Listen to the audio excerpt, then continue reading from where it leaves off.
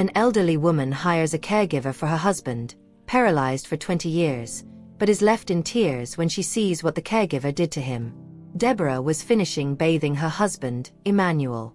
It was a routine she had followed with love and dedication for 20 years, ever since the car accident had left him paralyzed from the neck down. Even now, at 60, she insisted on caring for him personally. Emmanuel was everything to her, which was why she resisted the idea of hiring someone to help. But lately, Deborah had been feeling the weight of her age. Her back ached more and more when lifting him from the bed, and her arms no longer had the same strength to place him in his wheelchair. Emmanuel, always observant, noticed her difficulties and insisted she didn't need to sacrifice so much. "Deborah, you don't have to do everything alone," he'd say with a gentle, concerned look. "Hire someone to help. I don't want to see you get hurt."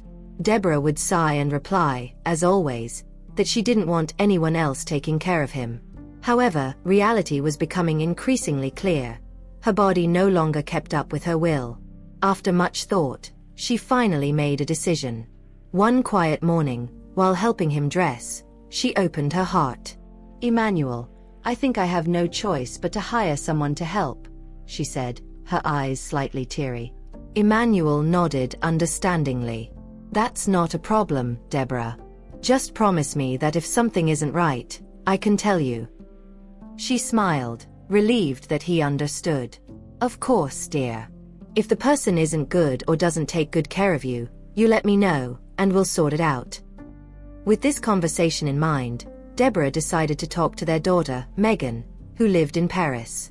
She knew that with the distance, Megan couldn't help physically, but her daughter always offered financial support and called regularly to see how they were. The next day, Deborah called Megan and explained the situation. Megan, always helpful, suggested she would post an ad on job search websites to make the search easier. "I'll put in the details and select a few candidates. I'll send them to you, Mom, and you can decide together." "Don't worry," Megan said affectionately. "Thank you, dear. That helps a lot already," Deborah replied, relieved. After a few days, Megan sent a list of interested parties. Most seemed qualified, but one candidate in particular caught Deborah and Emmanuel's attention. Fiona, a 36-year-old woman who, according to Megan, seemed to have a lot of experience and showed a special affection for dealing with the elderly. Fiona showed up for the interview at the end of that week. She was a woman with an easy smile and gentle gestures. Deborah welcomed her with coffee in the living room, where she told her about Emmanuel's special needs. "My husband is paralyzed from the neck down and needs constant care," Deborah explained, trying to convey tranquility to Fiona. Fiona listened attentively, nodding. Her expression was attentive and empathetic. "I understand, Mrs. Davis. I took care of my mother for several years until she passed away. I know how difficult it is and how much you worry, but you can count on me. I'll do my best to help you." Deborah and Emmanuel exchanged a satisfied look. Fiona seemed to understand the situation and showed no impatience, something Deborah feared a caregiver might feel over time. "I'm glad to hear that, Fiona," Deborah replied with a slight smile. "Emmanuel was paralyzed almost 20 years ago. It was then." She paused, her eyes distant for a moment. "It was an accident that changed a lot in our lives." Fiona nodded respectfully without asking for more details. She knew from her own experience that there were painful stories only time could soothe. After the interview, Deborah and Emmanuel agreed that Fiona was the right choice. Deborah hired her, scheduling her to start work the next day. Fiona thanked them and said goodbye, stating she was eager to begin. The next day, Fiona arrived punctually, bringing with her a light energy that filled the room. She began her work carefully, helping Deborah with the heavier tasks. In the first few days, she observed how Deborah cared for Emmanuel, always respecting the established methods and routines. Soon, she gained more freedom to take on tasks alone, always under Deborah's attentive supervision, who felt increasingly confident in the new caregiver. "Mrs. Davis, let me help prepare lunch today. You've been doing so much already," Fiona suggested, seeing Deborah organizing the kitchen. "Are you sure?" Deborah asked hesitantly. "I like cooking for Emmanuel, but there are days when I get a bit more tired.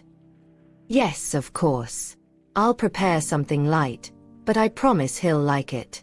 My mother loved it when I made this recipe, Fiona replied with a warm smile. Over time, Fiona not only became indispensable for Emmanuel's care, but also a friend to Deborah. The two spent time talking about family, life experiences, and even funny stories from when they were younger. Deborah appreciated the company, and Emmanuel always seemed more relaxed when Fiona was around. One afternoon, while Fiona and Emmanuel were talking in the living room, Deborah took the opportunity to rest in her room. It was rare for her to allow herself a moment of rest without feeling guilty, but with Fiona there, she permitted herself a brief nap. Emmanuel, watching Fiona as she adjusted the pillow behind his head, commented, "You take very good care of me, Fiona. I thank you for everything you do for us." Fiona smiled, adjusting his blanket. "I'm glad you feel that way, Mr. Davis. This job is special to me. Dealing with people, caring for them, is what I do best. And it's a pleasure to help you." They shared a brief moment of comfortable silence. Emmanuel seemed thoughtful, looking out the window at the garden. "You know, after the accident, I thought my life was over. But Deborah has always been here, taking care of me, even when I didn't think I deserved it," he said, his voice low, almost a whisper. Fiona nodded, respecting the moment. "The love Mrs. Davis has for you is very beautiful. And now she can count on a little help to continue caring for you with the same affection." Deborah, who had overheard part of the conversation upon waking up, felt her heart warm. Leaving her room, she approached the two with a smile.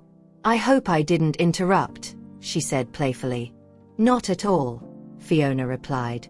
"Mr. Davis was just telling me some stories."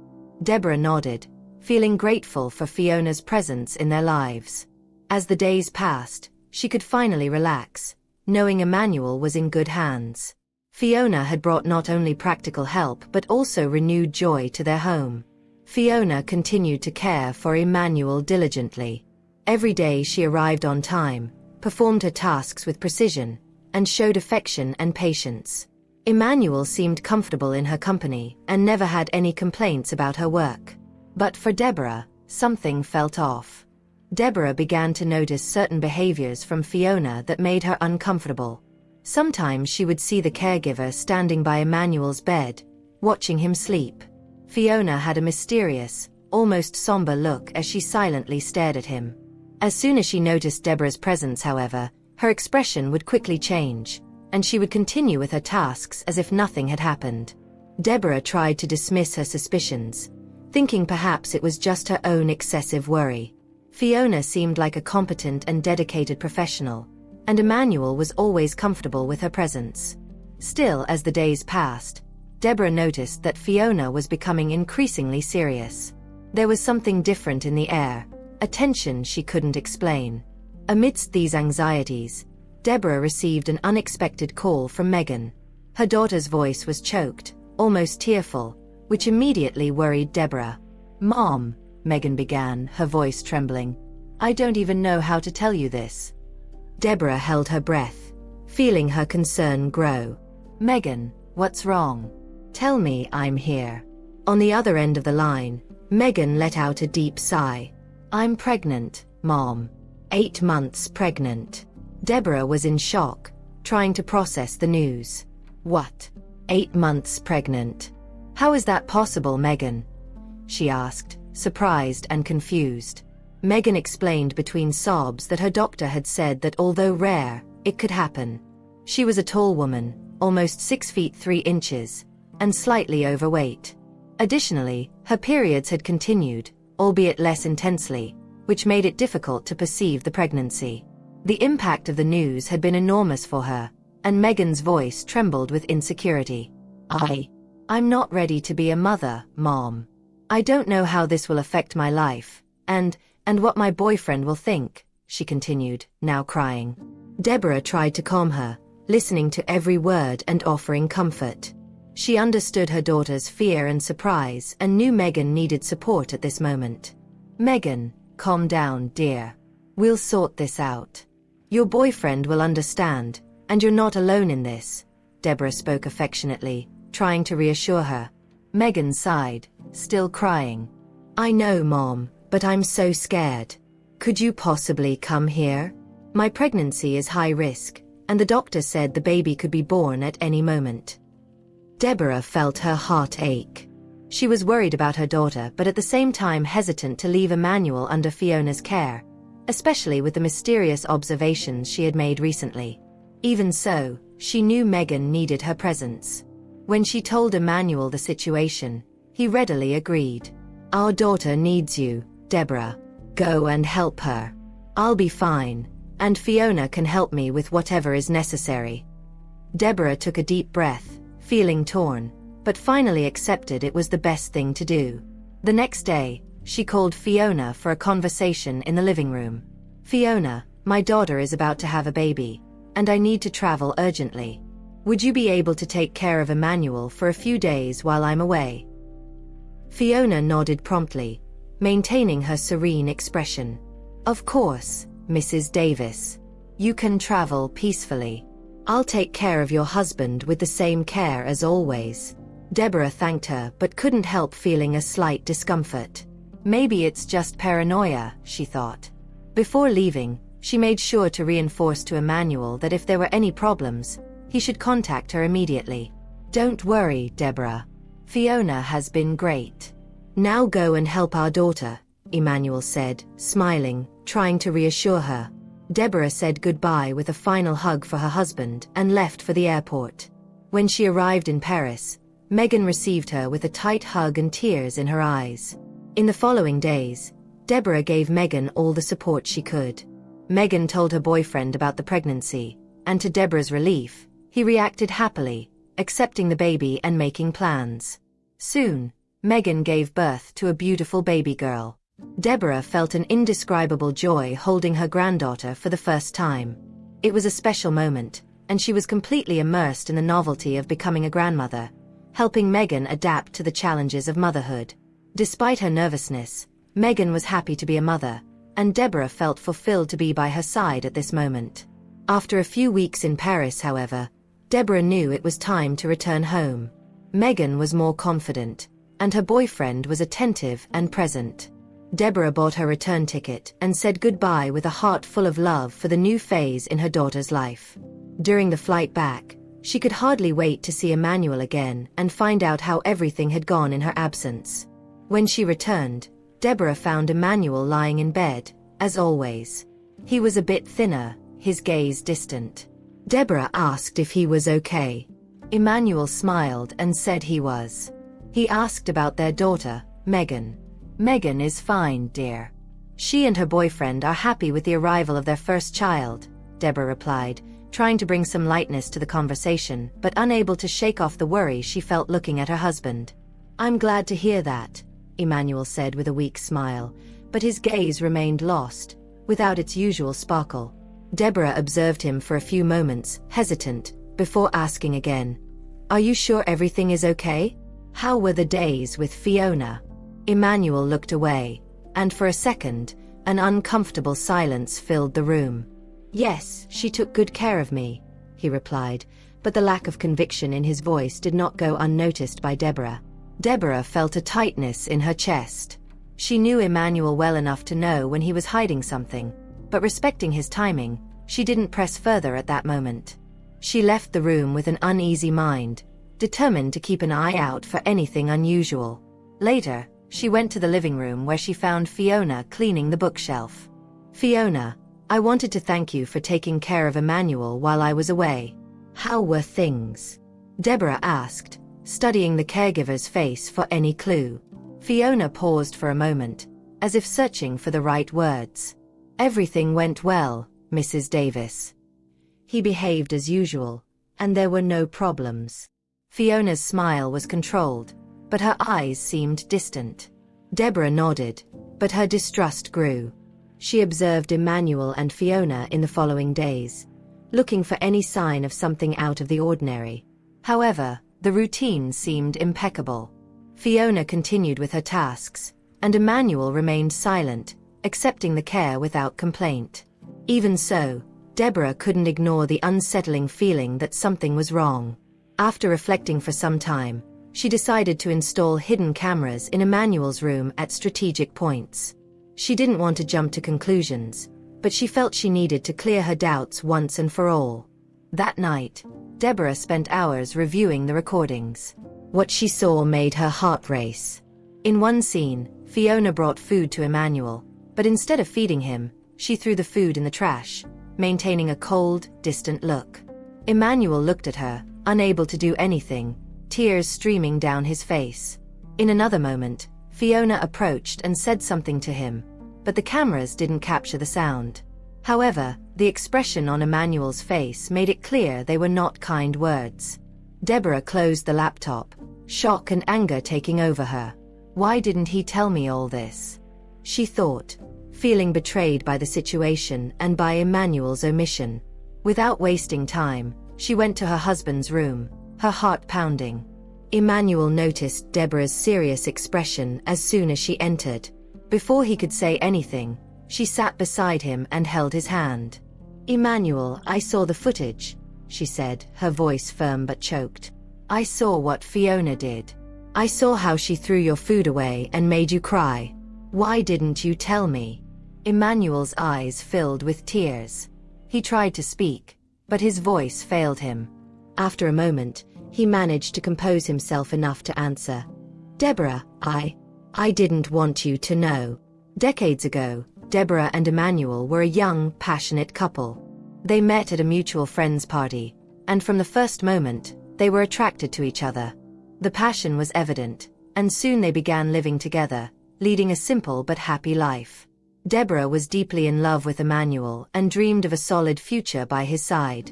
Emmanuel loved her too, but unlike her, he had no desire to get married. Over time, Deborah began to notice a change in Emmanuel's behavior. Small details worried her.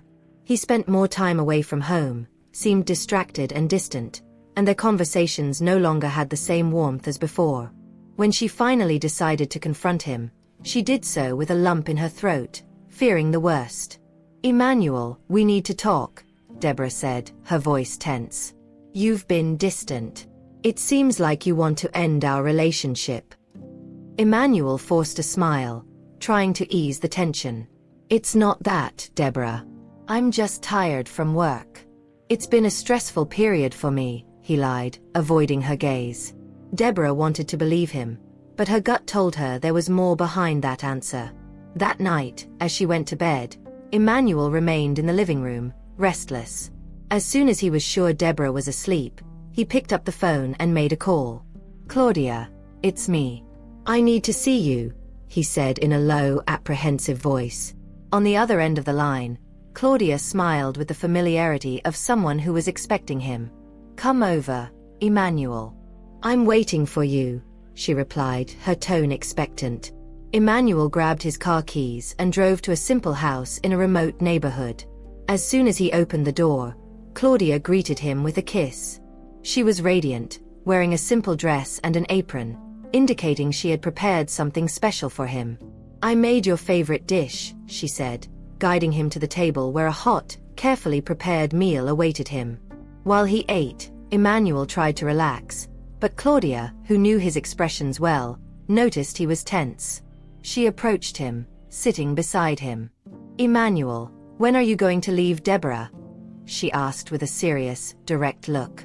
He sighed, looking away. "Soon, Claudia.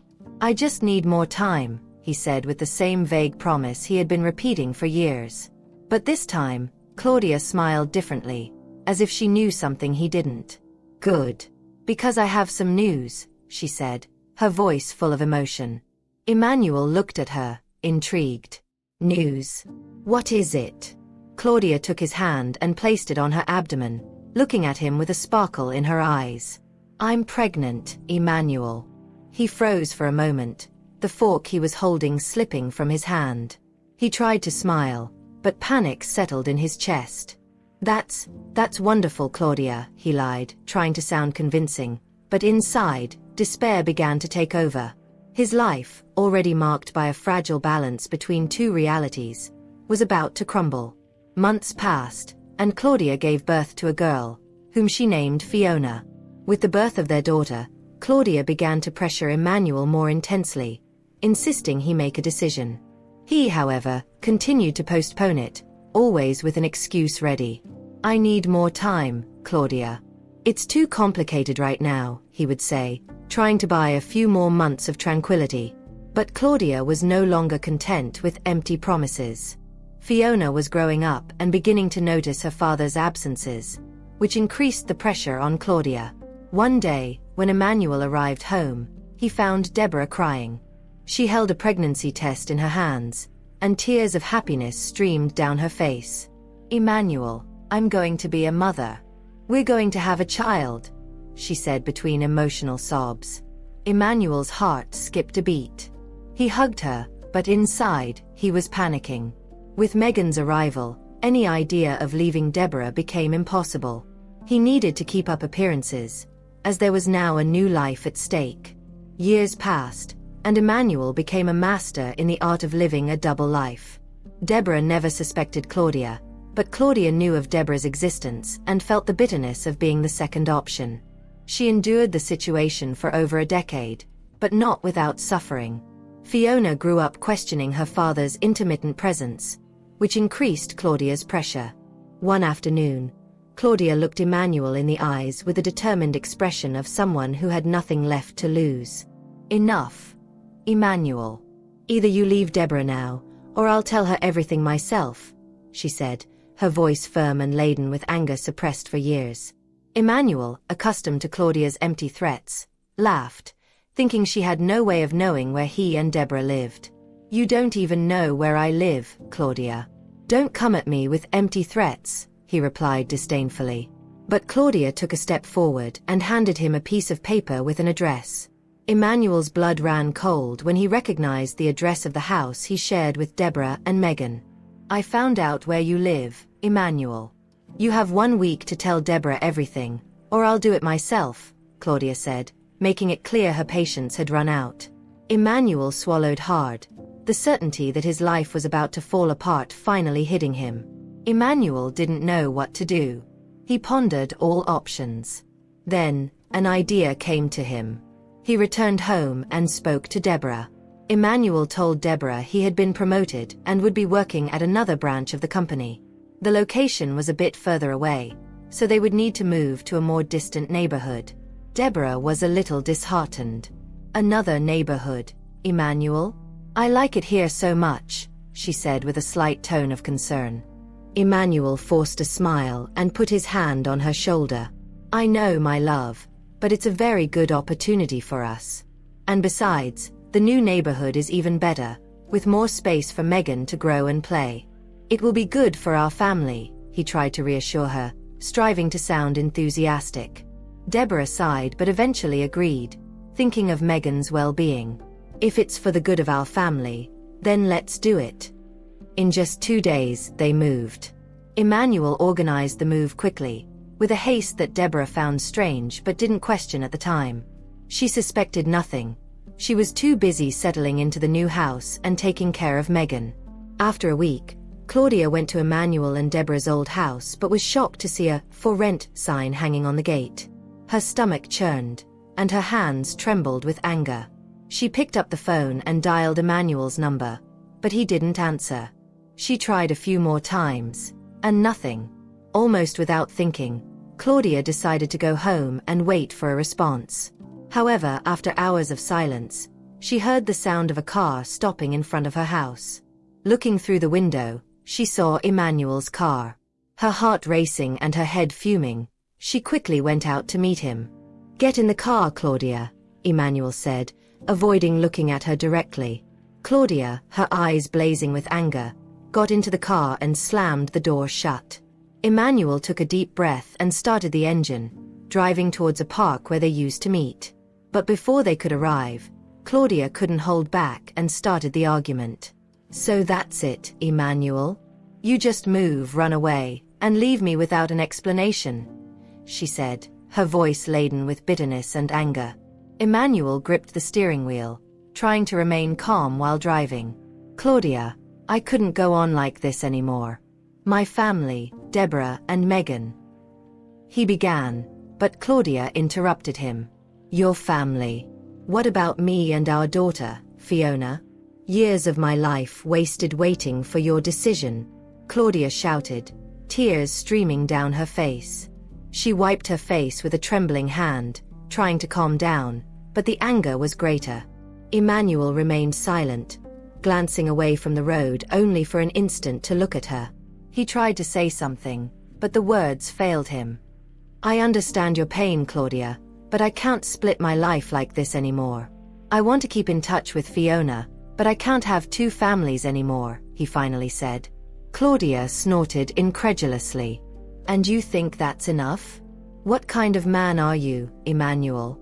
How dare you say you'll keep in touch but refuse to take responsibility? She asked, her eyes burning with anger and bitterness. He was silent for a moment, thinking about her words. I'll help Fiona as much as I can, but maintaining two families it's impossible for me now. The statement was like a stab for Claudia, who felt a lump form in her throat. She quickly wiped her tears and took a deep breath before speaking, her voice trembling. So you're really going to leave? You're going to leave me alone with Fiona after everything?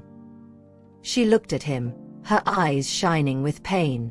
You'll pay child support for your daughter at least, she said, containing her anger. Emmanuel hesitated, and the silence that followed spoke more than any answer. Claudia felt her stomach churn. I'll help as I can, but I can't give money every month, he began, before being interrupted by Claudia's scream. You're a coward.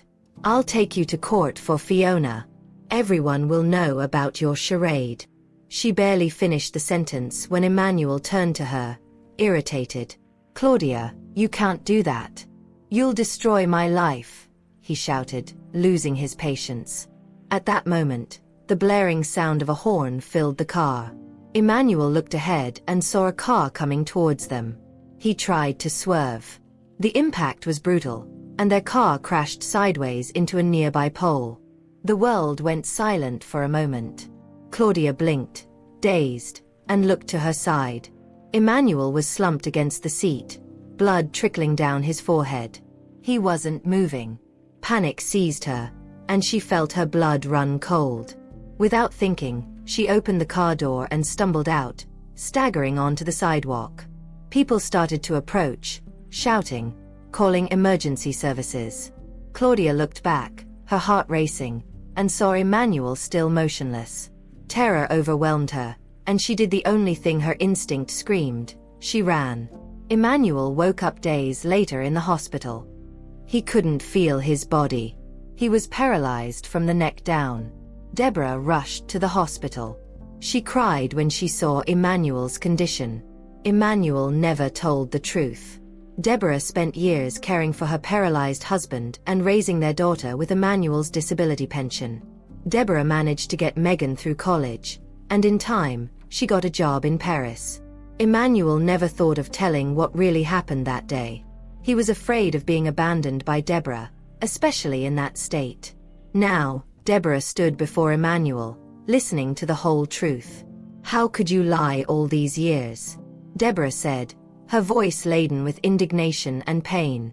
Her usually warm eyes were cold and fixed on Emmanuel's.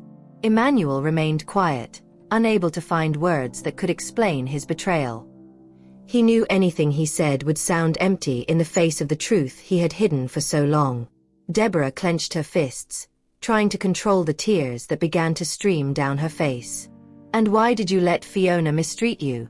She asked, her voice now choked. Why did you stay silent while she did that to you? Emmanuel looked away, shame etched on his pale face. I was afraid that if you knew, you would leave. I didn't want to lose you, even if it meant suffering in silence. At that instant, the sound of footsteps echoed down the hallway, and Fiona appeared at the door, her eyes red and full of tears. She had heard Emmanuel's last sentence and entered the room without hesitation. After the accident, my mother came home in a state of shock, Emmanuel. You knew that, Fiona said, her voice low but full of emotion. She was never the same. She developed psychological problems, and I had to take care of her until the day she died. Deborah looked at Fiona with a mixture of surprise and sadness. The truth came in waves, each more painful than the last. "Fiona," Deborah began but was interrupted by the young woman. "I always held a grudge against you, Emmanuel." Fiona's voice trembled. "My mother suffered every time I asked about Megan, your other daughter, who had a comfortable life, studied in the best schools, and eventually moved to Paris. And I grew up looking for jobs, trying to survive." The silence that followed was heavy. Emmanuel tried to speak, but Fiona continued.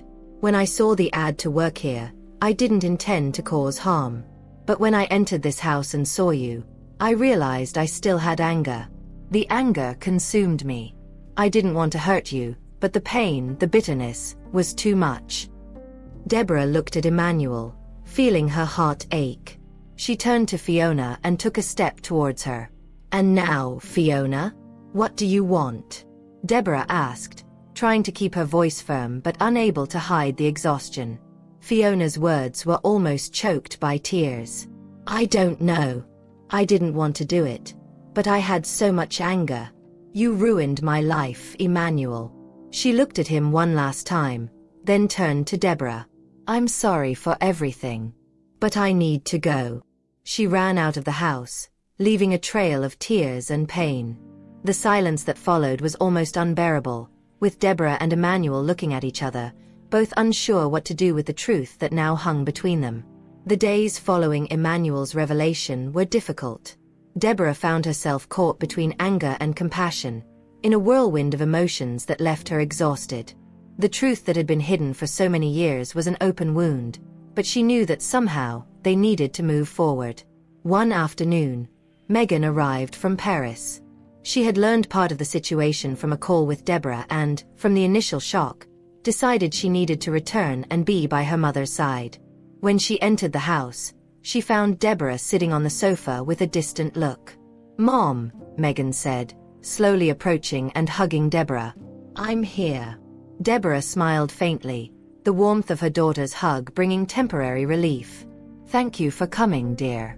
I didn't know if I could handle all this alone." Megan looked around as if searching for invisible answers on the walls of the house where she grew up. "Where is he?" she asked, referring to Emmanuel. "In his room. He's quieter than ever," Deborah replied with a deep sigh. "Megan, there's something you need to know. You have a sister." Megan's eyes widened, the revelation falling upon her like an avalanche. "A sister? What do you mean, Mom?" Megan almost whispered, sitting next to Deborah. "Fiona. She's Emmanuel's daughter with another woman, Claudia. She came to work here as a caregiver, and well, that's how we found out everything," Deborah explained, holding Megan's hand, waiting for her daughter's reaction. Megan ran her hands over her face, trying to assimilate the words. A mixture of sadness, anger, and curiosity overwhelmed her. "I need to talk to him," Megan said, getting up and going to Emmanuel's room. She opened the door slowly and found her father lying down, his eyes staring at the ceiling. Upon noticing Megan's presence, he turned his head slightly, his gaze filled with remorse. "Megan," Emmanuel's voice came out weak. "Dad, I don't even know where to begin," she said, her voice choked. "Why did you hide this from us for so long? Why did you destroy our family this way?" Emmanuel took a deep breath, his eyes filling with tears. "I was a coward, Megan. I made terrible choices, and when I realized it, I was already trapped by their consequences. I was afraid of losing everything, of losing you both. So I clung to a lie for years." He looked at his daughter with a pleading expression. "I'm so sorry. I don't expect you to forgive me, but I needed to say it." Megan was silent for a few moments, digesting her father's words. She wanted to scream, to cry, but at the same time, she saw a broken man before her, already paying a high price for his mistakes. "Dad, what happened to Fiona? She ran out that night, and you haven't seen her since?" Megan asked, her voice softer. Emmanuel looked away, shame flushing his pale cheeks. "She carries her mother's pain. Claudia suffered a lot because of me, and Fiona grew up seeing that. Now she's carrying that resentment, and I don't know if she'll ever forgive me." Megan sighed, thinking of the sister she never knew she had. She stood up and looked at her father one last time before leaving the room. "I'll look for her, Dad. We need answers. And maybe she needs us as much as we need her now." In the following days, Megan searched for information about Fiona in the neighborhood and in old employment records until she finally discovered where she lived. With the address in hand, Megan decided to go there. When she knocked on the door of a small house, it was Fiona who answered. Her eyes widened when she saw Megan there, but she said nothing. "Can I come in?" Megan asked, a cautious tone in her voice. Fiona hesitated for a moment but opened the door and gestured for Megan to enter. The two sat in a small living room in an uncomfortable silence that seemed to weigh heavily in the air. "I found out about everything," Megan began, looking into her sister's eyes. "And I came because we need to talk. We need to understand what happened to you, and maybe find a way to move forward." Fiona crossed her arms, her expression still defensive. "And why should I want that? My life has been a succession of difficulties while you lived surrounded by love and comfort. Why now should I care about fixing something?" "Because we're sisters, Fiona." Megan's voice trembled but was firm. "I know this doesn't erase what happened, but I want to know you. I want to understand the story that was never told to us. And maybe you need this too, even if you don't realize it now." Fiona looked down, tears slowly appearing. She shook her head as if fighting against the emotions trying to overflow. "I don't know if I can forgive him, but maybe I can get rid of this feeling. I've been very sad, and I see that even hurting him didn't make me feel good. In fact, it made me worse. It turned me into someone I'm not," Fiona said, almost in a whisper. Megan's heart filled with hope. She extended her hand to Fiona, who, after a moment of hesitation, took it. The touch was the first step towards building a bridge between them, the beginning of something both had never imagined possible. A few weeks later, Deborah arranged a meeting in the park where Emmanuel used to go with Claudia, a symbolic gesture of closure and a new beginning. Emmanuel, in his wheelchair, waited anxiously, though fearful of how Fiona would receive him. Deborah and Megan arrived first, both with serious expressions. Fiona appeared next, stopping for an instant upon seeing her father's figure in the distance. She took a deep breath, gathered her courage, and walked towards the group. Emmanuel looked up and met Fiona's eyes. A raw, silent emotion passed between them. "Fiona," he said, his voice laden with emotion, "I don't expect you to forgive me, but I want you to know that I regret having destroyed what you could have had, for being an absent father. I regret it more than words can say." Fiona stood in silence, the wind lightly moving her hair. She looked at Megan, who gave her an encouraging nod, and then at Deborah, whose eyes were teary but who maintained an understanding smile. "I don't know if I can forgive everything, Emmanuel. But maybe I can try to start understanding. In a way, you've already paid for what you did. And maybe one day, we can be father and daughter," Fiona said, her voice trembling. Emmanuel felt a wave of relief and sadness at the same time. He nodded, emotion overflowing in silent tears. "That's already more than I could ask for." Deborah approached Fiona and put a hand on her shoulder. "You're part of this family, Fiona, if you want to be. We can't change the past, but we can try to make the present worthwhile. I'm also trying to forgive Emmanuel, and I hope one day I can. It won't be easy, but maybe we can do this together." Fiona looked at Deborah, and for the first time in many years, she felt a spark of hope. Megan, beside her, smiled, feeling that despite everything, they were taking the first step to heal the wounds of a story full of pain and secrets. That moment in the park was the beginning of a new stage, where the pain of the past still existed, but the promise of a different future began to form. And so, under the blue sky and the gentle sound of rustling leaves, the family, though broken, began to rebuild.